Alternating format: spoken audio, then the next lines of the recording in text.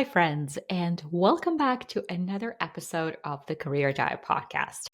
Today's episode was actually inspired by one of my students, Samantha.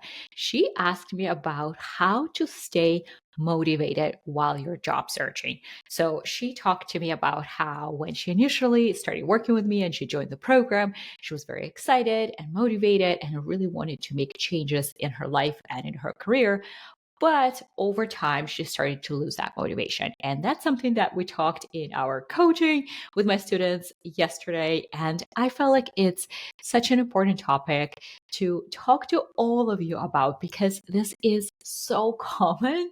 That's exactly what we'll dive into this episode.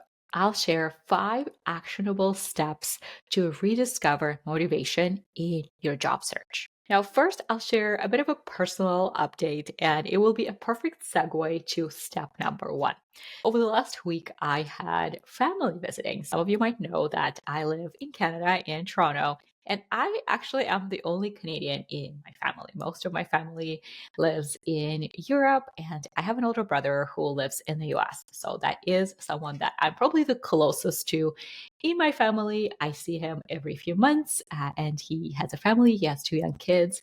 So we really try to go out of our way to go visit them. And this was the first time that they come to visit us here in Canada. So we had a full house here. It was really busy and loud. And I feel like I will definitely need to take this weekend to recover a little bit and kind of regain my strength. And something that I was thinking about while they were visiting was that I'm not a parent myself yet, but I find that parents are just superhuman. I am feeling pretty tired just after this one week with 2 kids, and I am always amazed by how parents do it every single day. If you're a parent, I want for you to know that this is your superpower.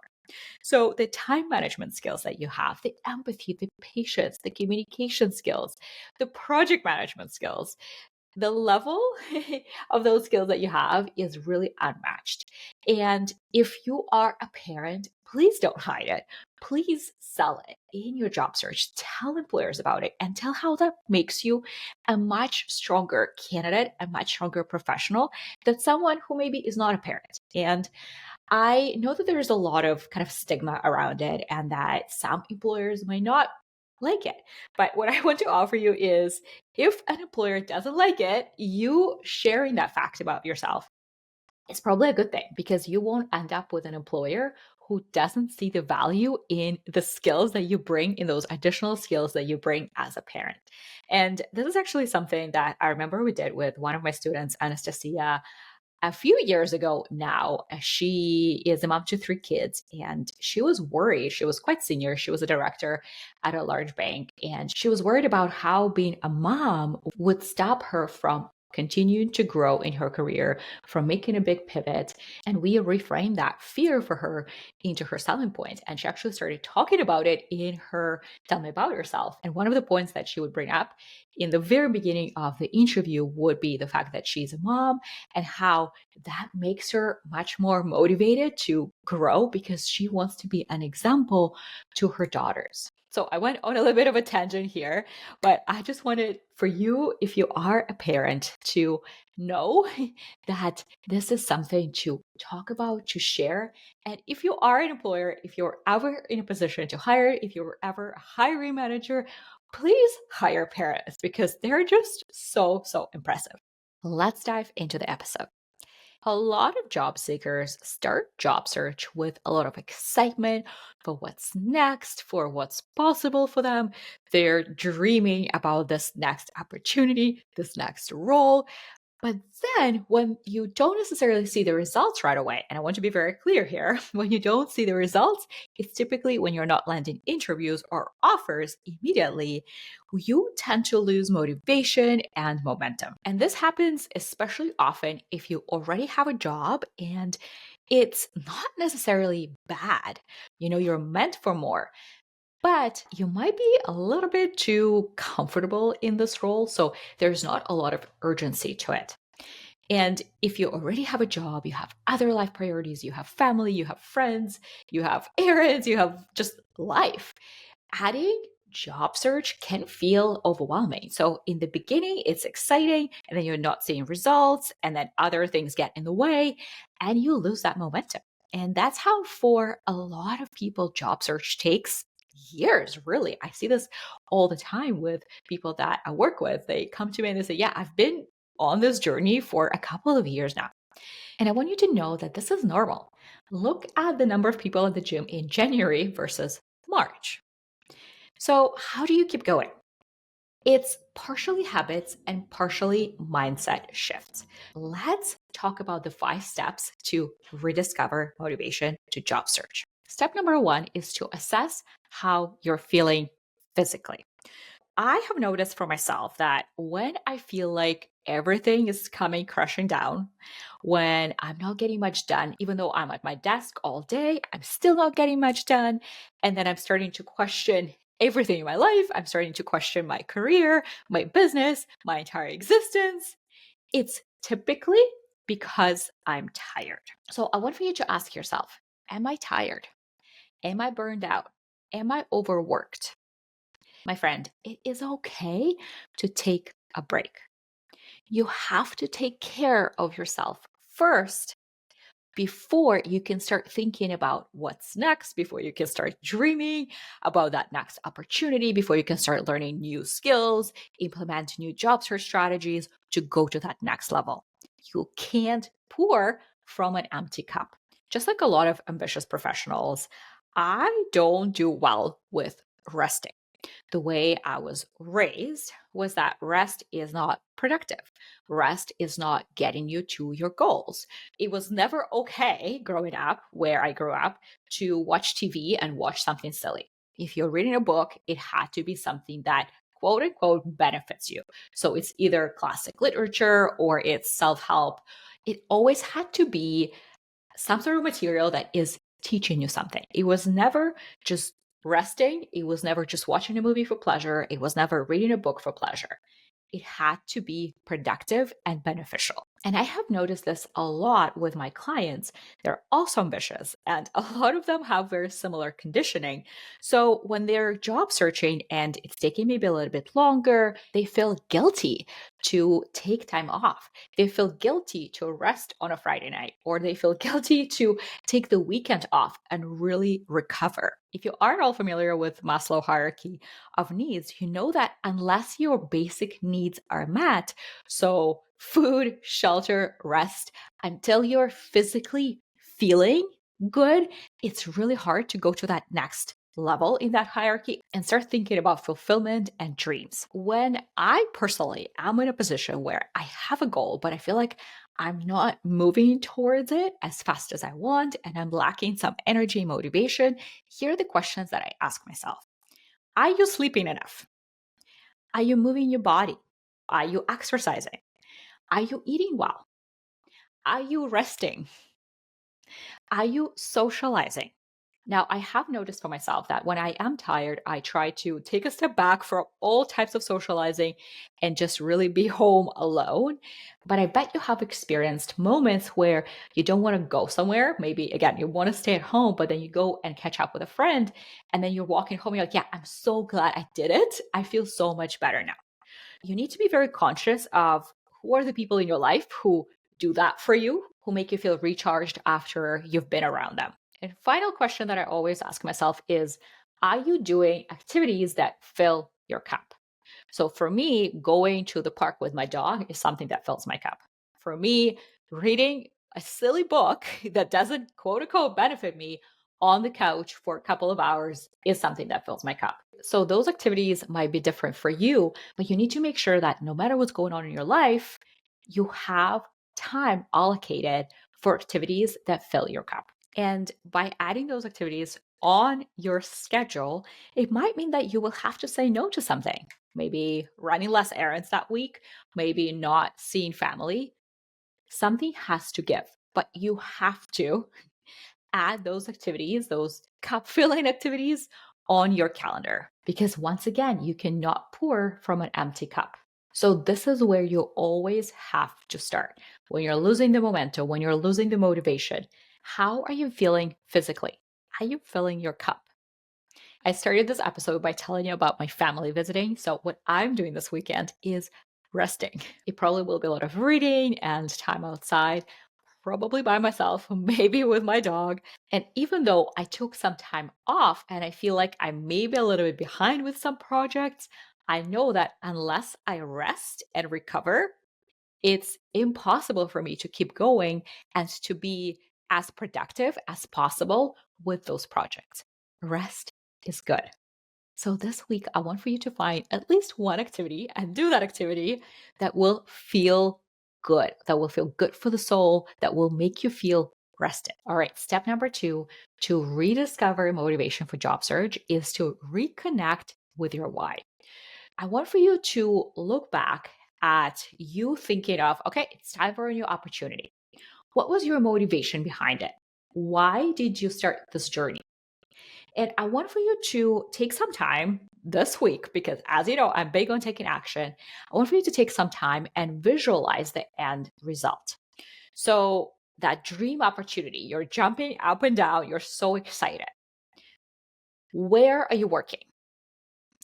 And it can look like really diving deep into exactly what your workstation looks like. Is it your desk at home? Is it a cool office downtown? What are you working on? So, what does your day look like? What time do you start? What time do you finish? What kind of tasks are you doing? Are you just by yourself? Are you with a team? Are you meeting clients? What are you wearing? How are you feeling in that new opportunity?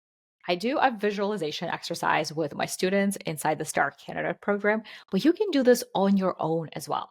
And again, book some time on your calendar this weekend. And I always say to do this visualization when you're feeling good. Maybe it's you grabbing your favorite cup of tea, or maybe going to a coffee shop where you're just feeling inspired and excited, doing that visualization from that energy. Okay, so reconnecting with your why. Step number 3 is to break down your job search into manageable steps. So I want for you to ask yourself, what is realistic? What is realistic for me to do in a day, in a week? I want for you to be really honest with yourself here, because I started studying burnout last year and I learned something really interesting. And it's that most of us tend to add too much stuff on our to do list for the week. And it's work and it's personal and it's errands. And we don't feel good unless we finish everything on our to do lists. But I don't know about you, but I never finish everything that is on my to do list. And when I look at my calendar for the week and I think about everything that I want to accomplish, I know when I set those goals for myself, I know that they're probably not realistic and it's too much. And yet I still do it. So if you're anything like really most people and like myself, you probably will set slightly unrealistic goals for the week and for the month for yourself when it comes to job search. Dial them down a little bit. So it can look like just 30 minutes a day or 30 minutes a week, an hour a week, 2 hours a week. What is realistic? And then I want for you to look at your day and really book that time on your calendar when you're going to be doing job search activities.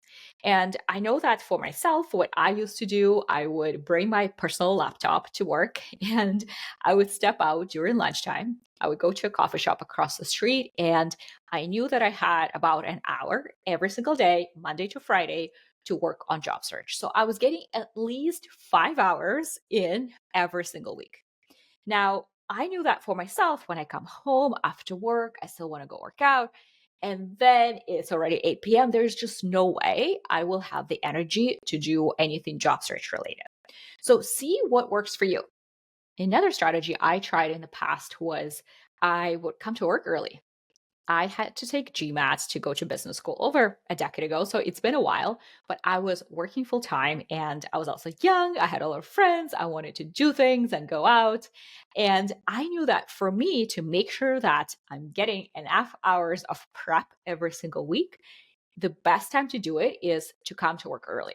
I would come to work 45 minutes to an hour before everyone else. It was quiet, but it also felt like the right setup because it felt kind of official. So I would spend my morning studying for GMAT. Again, see what is realistic for you, what is going to work for you, and a schedule that you will realistically stick to. Another tip that I have for you here is to attach job search to an activity that you enjoy. So, this is something that actually my life coach suggested to me when I was telling her that there are some parts of my business that I just keep procrastinating on. And she suggested that I book a time. So again, we're putting this on our calendar and then I treat myself. So it can look like going to a coffee shop, getting a nice latte with my computer so that I know that once I'm done with this task, I can enjoy my little coffee. It feels different, it feels special than just sitting at home by myself. This really depends on how you work and what gets you going. But I really want for you to be, again, realistic with your schedule and what you can actually accomplish in a week. So that at the end of the week, you're not beating yourself up for not doing much, because this week it's only going to be an hour that I was already planning to dedicate to job search. So I accomplished it rather than not having that specific goal and feeling like you're not moving forward. All right. Step number 4 is to celebrate your wins. Most of us tend to only celebrate the big wins. When it comes to job search, it can look like, hey, I got an interview. I'm so excited. So you feel really good that day or that week that, oh, I have an interview coming up. Or you feel good when you get an offer, obviously. We only tend to celebrate the big goals, right? Achieving those big goals.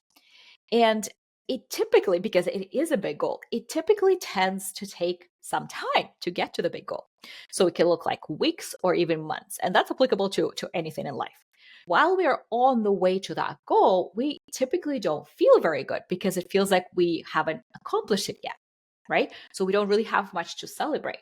A lot of us go through not just job search, really through life, feeling like, dare I say it, like a loser because, again, there's not yet much to celebrate. Of course, you lose motivation while you're job searching, right? There's not much to celebrate yet. But here's what I want for you to think about. Once you get the job and you start working, your goal will change. So your next goal will be to get a promotion. Probably won't happen in the first month, probably will take some time. So again, you're going through life for a long period of time, feeling like I have this big goal and I haven't accomplished it yet. This means that you need to be celebrating your wins all the time. It means that you need to be looking for wins proactively every single day, every single week. It can look like every single Friday, you're sitting down and looking back at your week to see what have I accomplished. And again, it's not just the interviews and the offers that you're looking at. You're looking for, listen, I took 30 minutes to work on my resume this week. That's a step forward. I've reached out to a couple of people in my existing network. That's a step forward. That's more than you have done the week before. I have started practicing some of my interview answers for 45 minutes yesterday. Again, that's a step forward that is taking you to your big goal. Okay. So, this is a very important habit that you need to build so that every day you feel good. You wake up excited, not just when you thought of that big goal and you set that big goal and you were motivated in the beginning, but you're continuing on and staying motivated as you go.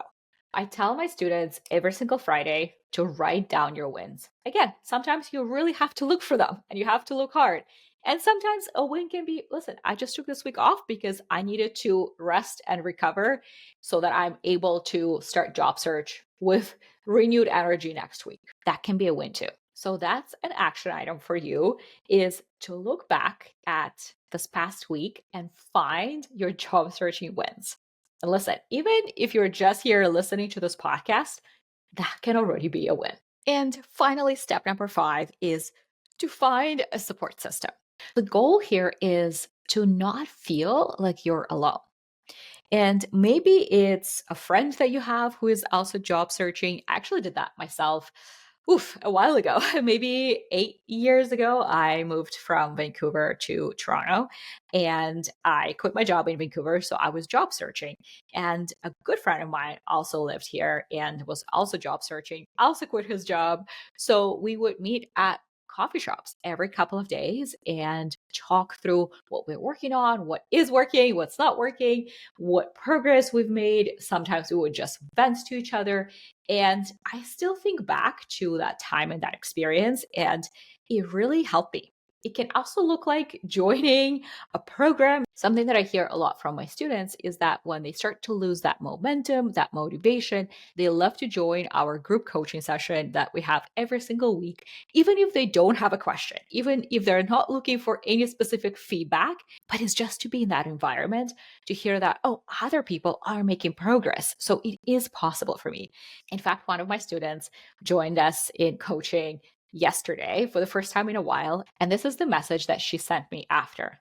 Just wanted to let you know I have woken up in the best mood ever in a while. Now, thanks to you and your office hour session yesterday, I feel so motivated and positive to continue and keep up with it. Thanks, Anna. I'm very tempted to take a flight to Toronto to come see you after I get this dream job. So find a friend, or if you realize I need more support and not just the tools and the strategies to actually get the job, but also to learn how to feel good as you are job searching, how to continue to stay motivated, I actually encourage you to book a free call with my team where we'll talk about what your career goal is right now, where you're getting stuck, and how we can help you get there. If you want to go to that next level in your career and you want the support and the community and the tools and the strategies, make sure to book a call with us. I'll add a link in the show notes. Here you have it, my friend. We have talked about 5 steps to rediscover motivation to job search.